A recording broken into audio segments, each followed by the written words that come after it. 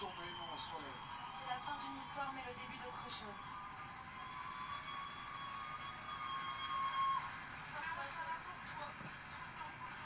Julie, tu tiens le coup? Un petit mot pour le public? Ça fait que commencer. Julie est soutenue par ses camarades. Elle écoute les mots de Maya et de Maureen actuellement. C'est que le début. Ok? Et tu vas faire ta propre tournée toute seule, nous, t'as besoin de personne, tu vas envoyer. Bon, pour la tournée de toute seule de Julie, bon, faudra encore attendre un peu. Hein. Voilà, pour le moment, il y a Marine qui fait sa tournée évidemment jusqu'en juin, évidemment. Ebony, Marguerite, Maureen, Franck, Charles, Maya, Ulysse et Marine, c'est l'affiche que vous avez choisie pour la tournée Star Academy 2025. Débrief, images inédites, réaction avec Julie dans un instant, connexion avec le bus, juste après la pause avec Karima Chardy qui essaiera de revenir un peu sur ses moments forts avec les élèves. A tout de suite.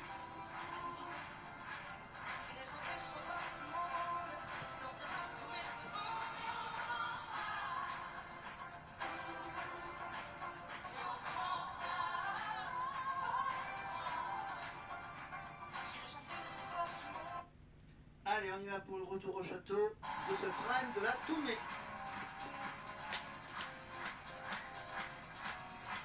La Starac en direct sur TF1, évidemment, quelle soirée, c'était le prime de la tournée avec nos profs, avec nos invités, Lara Fabian, Soprano dans un instant ils vont nous rejoindre. On va continuer à chanter, on va continuer à mettre des bonnes ondes, mais d'abord je voudrais avoir les premiers mots de Julie. Évidemment, il y a du sanglot, je l'entends, je l'ai vu, c'était un coup de massue. On n'est jamais préparé, même si on le sait, parce que vous en avez parlé, j'imagine, entre vous. Oui, on en a parlé et on sait que forcément chaque semaine il y a quelqu'un qui doit partir. J'avais très envie de faire cette tournée et ben, ça va pas le faire, mais c'est pas grave, c'est ok. Et c'est pas le début, c'est la fin. Non, c'est pas la fin, c'est le début plutôt. Et je suis vraiment hyper fière que ce soit les mythos qui vont nous représenter. Je sais qu'ils vont le faire de manière exceptionnelle. Waouh, exceptionnelle. Et pour tout ça, vraiment, je suis super fière d'eux. Moi, je suis fier de vous parce que je vois notre Benjamin, hein, en vrai, monsieur le directeur.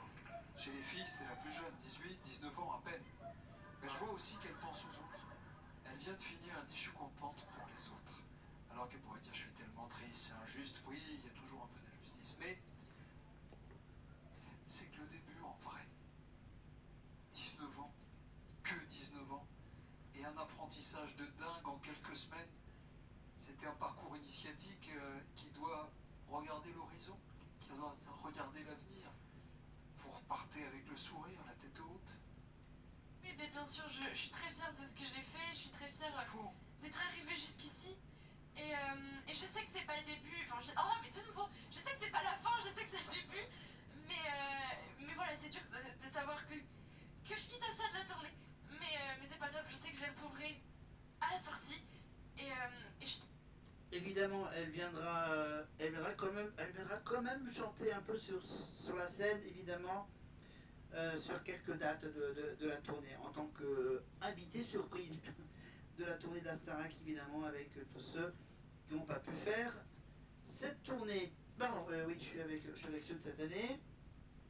On a toujours le petit bouquin Star Academy, le journal intime de la vie de château, évidemment de la Starac 1, aux éditions Michel Lafon, qui coûtait à l'époque 118 francs français, l'équivalent de 18 euros. Allez, on retrouve Karima qui va au bus avec... T'es une artiste, t'es quelqu'un d'exceptionnel. Je veux que tout le monde le sache et je sais que tu vas remplir ton Bercy, Julie.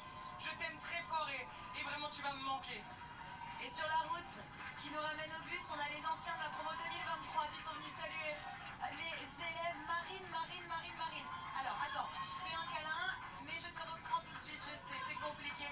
Marine, tu t'es retrouvée, allez, on peut dire ça comme ça, en ballottage avec Julie, ça c'est chouette. Entre toi et elle, tout d'abord, comment tu te sens? Je suis super contente, franchement, je m'y attendais pas forcément. En plus, on était plus que deux, j'ai eu très peur, mais je suis aussi très triste pour Julie parce que je sais qu'elle rêvait de ça comme nous tous. Donc je suis très triste pour elle, mais en tout cas je veux lui dire que comme on lui dit tous, c'est pas la fin et je suis sûre qu'elle va aller très loin avec la voix et le talent qu'elle a. Donc voilà, je l'embrasse, elle va beaucoup me manquer. Est-ce que tu te souviens, Marine, il y a quelques temps, je suis venue à Lille pour t'annoncer que tu étais prise à la Star Academy. Et on est allé dans une salle qui s'appelle le Zénith de Lille. Marine, tu vas chanter au Zénith de Lille puisque tu fais partie de la tournée. Purée. Ouais. Purée. C'est une dinguerie. C'est incroyable. Allez, on va monter pour ne prenne froid et je vais en profiter pour parler un petit peu aussi avec Maya. Maya, alors qui ne Aussi, prenez comprend pas. Vous en faites pas, l'essentiel pour moi étant de prendre soin de nos élèves. Nikos, monte Maya. Maya, tu as l'air de ne pas comprendre ce qui se passe, pas y croire. Tu y es, tu fais partie de la tournée. Oui, mais je réalise pas encore. En fait, je pensais jamais arriver jusque-là, je suis trop heureux. Mais d'un côté, il y a Julie qui est partie, du coup, je suis aussi super. Bon, pendant qu'il y en a qui sont heureux, évidemment. Enfin bref, qu'est-ce que je vais dire maintenant? La tournée, donc le concert évidemment de la tournée de la Starac à Lille, enregistré à Lille, est toujours disponible sur TF1+, évidemment, même chose pour la tournée évidemment de Pierre Garnier, avec Lenny, évidemment toujours également sur TF1+, vous allez sur Star Academy, vous cherchez le concert de Bercy évidemment avec les deux promotions de la Starac. Et je rappelle que sur TF1+, vous pouvez également retrouver 24 heures sur 24 les différents primes des 7-8 premières saisons de la Starac animée par Nikos au début des années 2000. On retrouve Michael Goldman qui parle de Julie. À ce moment-là de la compétition et que je me mets à la place du tourneur et je me dis faire la tournée sans Julie ça va être quand même plus dur parce que Julie a cette qualité, dans le métier on appelle ça un 4-4, c'est-à-dire elle fait tout, elle chante tout, elle peut tout faire, on lui donne un truc, elle sait le faire et elle est forte en interprétation et ce qui est vraiment particulièrement impressionnant pour elle c'est qu'en plus elle a ces qualités-là à son jeune âge, elle a que 19 ans donc c'est vraiment un bébé. Par contre, tout ce que je pense là aujourd'hui c'est que si à 19 ans tu es capable de faire ça, je pense qu'à 22, 23 si tu continues de bosser tu vas être tout en haut de l'affiche et tu auras des qualités qui te feront monter sur scène de toute façon donc voilà, je suis pas inquiet pour toi pour la suite. Merci beaucoup, merci Mickaël. Ma chère Julie, que voudriez-vous dire à vos profs? Merci beaucoup pour tout ce que vous nous avez appris. J'ai jamais autant appris que depuis que je suis à la Starac, enfin depuis que j'étais à la Starac. Donc merci pour tout ça. On quitte pas la Starac, ça va rester longtemps. Bon, on fait passer un peu le blabla, donc qu'est-ce que je vais dire? Ah oui, j'avais à dire un truc par rapport à Mika, bien sûr, je vous rappelle que Mika a été le parrain du Téléthon, mais en 2026, Mika sera à Aurillac. Voilà, le festival Aurillac en scène pour la 3e, 4e, je crois, année consécutive, donc le festival qui fait venir des artistes francophones, voilà, avec Ebony, Cludio Capéo, Matt Pokora, Le Soleil Bleu, Imani et Mika. Voilà, vendredi et samedi 5 et 6 juin 2026. Donc, le célèbre coach de The Voice, évidemment. Et je me rassois pour la suite. Pour mademoiselle Julie, 19 ans et un talent immense. Je crois que la promotion 2023 vous attend aussi, ma chère Julie. Merci beaucoup, à bientôt. Ils sont en coulisses, ils vous attendent. Ils ont des trucs à vous dire, ils sont passés par là. Ça me fend le cœur, même après toutes ces années. On continue en musique? On continue en musique ou pas? Avec un garçon qui a enflammé le studio. Et ben maintenant, on va continuer à raconter la petite histoire de Jean-Pascal à la Starac. Alors, on a été au débrief avec Rafi. Dimanche 2 décembre 2001. Alors. Qu'est-ce que je l'étais? Voilà. Il faut dire que non, ce n'est pas énorme. Il y avait beaucoup d'émotions. Pardon. Il y avait beaucoup d'émotions et de sensibilité. Vous commencez à être des pros. Pour ceux qui connaissent les dessins animés de Tex Avery, on imagine bien Spike, le chien qui court au sommet d'une montagne pour ne pas déranger l'ours dans sa caravane et hurler de joie un bon coup. Mais les élèves habitués à encaisser des chauds et froids gardent leur euphorie pour eux. Avec Rafi, on ne sait jamais, c'est plus prudent. Jennifer, c'était splendide, un grand moment de télé. Maintenant que tu as montré cela, tu n'as pas le droit de redescendre. C'est tout juste, c'est Jennifer n'a pas l'impression d'être dans l'émission d'Arthur Rêve d'un jour. Hein, voilà, l'émission d'Arthur Rêve d'un jour. Et je rappelle que pour tous les abonnés Freebox, évidemment, vous avez accès à une chaîne où on peut retrouver les vieilles émissions d'Arthur, évidemment, les fameux Prime de Stars sous hypnose, ou encore l'émission qu'il avait fait avec le mentaliste. Émission de mentaliste, ensuite il avait fait une émission sur les années 90 avec Jarry. Voilà, on retrouve plein d'émissions évidemment sur la Freebox. Et il y a aussi une chaîne pour revoir les anges de la télé-réalité. Et il y a aussi un canal réservé aux jeux d'aventure où on peut retrouver l'émission qui fait peur. Le jeu qui fait peur les célébrités, évidemment, c'était l'émission qui n'a pas du tout marché sur TF1, c'était une idée d'Arthur, c'était District Z, les zombies, au parc Astérix, juste à côté du parc Astérix. Voilà, juste un peu, voilà, un peu de placement. Alors, mais on revient à la Starac, donc on était à Arthur, oui, Arthur et l'émission Rêve d'un jour. Mais Rafi, qui te parle de redescendre. Maintenant qu'elle a entendu et bu tes paroles, elle va s'accrocher, tu vas voir. À la maison, ils devraient être comme des fous quand ils ont entendu ça. Pas question de s'arrêter en si bon chemin. Elle est concentrée à mort et elle va foncer. Elle a tellement désiré ce moment que pour rien au monde, elle ne raterait son rendez-vous avec la chance. On va terminer.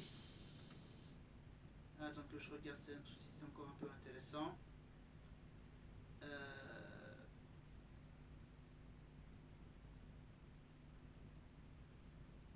On va finir avec l'histoire de cette rupture entre Jennifer et Jean-Pascal. La journée du, on va terminer la journée du dimanche 2 décembre 2001. On passe maintenant à l'après-midi. Dans la série Prise de tête, le psy de la Starac, donc il s'appelle Thierry à l'époque, Thierry, le psy, vient les aider à gérer le retour de Jean-Pascal. Ce n'est pas du luxe. Il réunit les élèves dans le salon et leur demande, je pense que c'est une séquence qui n'a jamais été diffusée, je sais pas, il réunit les élèves dans le salon et leur demande s'ils ont quelque chose à dire aux perturbateurs. Jennifer prend les devants, histoire de ne pas laisser s'installer un blanc embarrassant pour tout le monde. Au fil des jours et des semaines, sa timidité diminue peu à peu. De Jennifer, bien sûr. Elle prend de plus en plus la parole, donne plus volontiers son avis. Les profs lui ont à la fois enseigné l'art de gérer son impulsivité et à donner davantage de confiance en elle, à moins pour elle, l'académie aura servi à ça. Voilà, écoutez bien ce que Jennifer dit. Non, non, on va plutôt revenir sur Marlène en prof d'expression scénique. Mauvaise réponse. Mais oui, pardon. Depuis la rentrée, vous êtes notre super professeur d'expression scénique. Et une professeure plutôt fun. Ça t'énerve un peu là? Lâche-toi. Je sais que vous me voyez pas, mais est-ce que vous m'entendez? Je suis là. J'étais cachée derrière ça. Ah oui, c'était hilarant, on se moque pas. Ah ça non, il faut dire qu'on ne s'ennuie jamais dans les cours de Marlène. Parfois même, on pourrait dire que ça part en sucette. Disons que vous avez des méthodes plutôt originales. Tu peux imaginer que tu tiens des bâtons de ski? Ouais. Plante bien dans le sol. Et juste paf. Tu vas dans le sol. Paf, voilà, super. Oh, cette maîtrise. Les cours de Marlène sont aussi l'occasion pour notre professeur de partager sa sagesse. Soyez vous-même, tous les autres sont déjà pris. Rome ne s'est pas fait en un jour, hein? La victoire aime la préparation. Et ses connaissances. 1 + 1 = 2. Incroyable! Je ne suis qu'une femme, vous savez.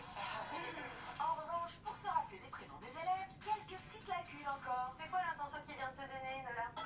Nola, on vous excuse, Marlène. Je ne suis qu'une femme, vous savez. On a bien compris. Autre chose à savoir sur vous? Je n'ai aucune patience. Mais alors aucune patience, c'est terrible. Impatiente et exigeante. Tire la langue, louche, mets-toi dans le nez. Et c'est pour cette exigence professionnelle et votre joie de vivre que l'on est tous fans de vous. Merci, merci.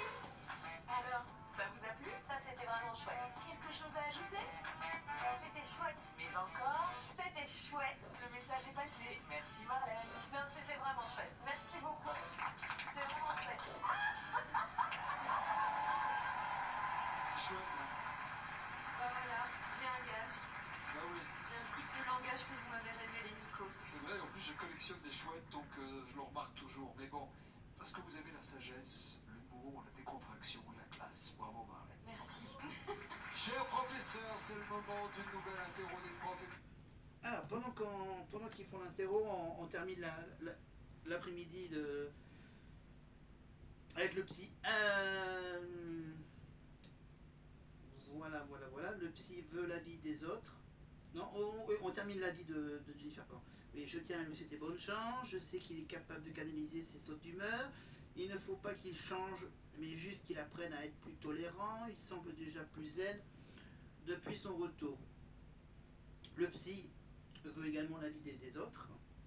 Normal, hein, surtout de ceux qui étaient contre lui. Hein. Ça, n'est-ce pas? Du coup, à eux surtout, JP promet qu'il va changer et se calmer. Ouais, dis donc. Est-ce que c'est pas des promesses de. Enfin, des promesses de Gascon? C'est écrit dans le bouquin. On y croit sans y croire. Alors, en fait, Jenny a décidé de filer se réfugier au QG dans l'espoir secret de se mettre une friandise sous la dent. Mais elle prend la fuite vite fait. Ah, maudite cuisine. Ce n'est jamais bon de revenir sur les lieux du crime. Elle risquerait de s'attirer les foudres de Kamel, du nutritionniste, de Jean Pascal. S'il se souvient encore qu'elle a entrepris un régime, Jean Pascal, quant à lui, est parti bouder dehors avec Olivia pour confidente. La rupture le rend triste. Mais comme elle l'a déjà expliqué à sa mère au téléphone, Jennifer doit avant tout se concentrer sur son boulot. Quelle mère digne de ce nom aurait désapprouvé sa fille? Les futurs ex se retrouvent dans les escaliers du château. Finalement, Jennifer s'ouvre à Jean-Pascal, des problèmes qui la tracassent. Elle suit les conseils de son amie Olivia. Elle fait bien puisque de toute façon, ce qui les a réunis, Jean-Pascal et elle, c'est la franchise. Alors autant se dire les choses. Jennifer est probablement arrivée à l'académie avec quelqu'un dans la tête, si ce n'est dans le cœur. Elle lui dit tout de go. Qu'il est inconcevable pour elle de penser à deux mecs en même temps. Elle ne veut pas faire souffrir qui que ce soit. Et surtout pas Jean-Pascal. Mais c'est raté. Visiblement, il morfle grave, le fanfaron. Il se demande si on lui a jeté un sort. Écoutez bien ce qu'il dit. La vie est merdique, à peine sortie de la merde, une autre me tombe dessus. Pour moi, c'était le pire truc qui pouvait arriver. Voilà. Voilà, donc vous avez à peu près toute l'histoire donc de cette relation entre Jean-Pascal et Jennifer, donc le joint intime de la vie de château. On se pose tranquillement sur. Alors, pendant qu'on continue à faire le petit jeu, la petite interro des profs. Oui, j'ai quand même un peu les petites billes à lire. Du coup, on va aller sur la bonne voie. On va aller sur la bonne voie avec le bouquin d'Adeline. Tiens, ça fait un petit moment qu'on n'a pas feuilleté ce magnifique bouquin. Le dernier en date d'Adeline Tognotti aux éditions Le Duc. La bonne voix, le pouvoir de l'art oratoire, toutes les clés de la célèbre coach vocale pour révéler son plein potentiel. Avec ses 280 pages.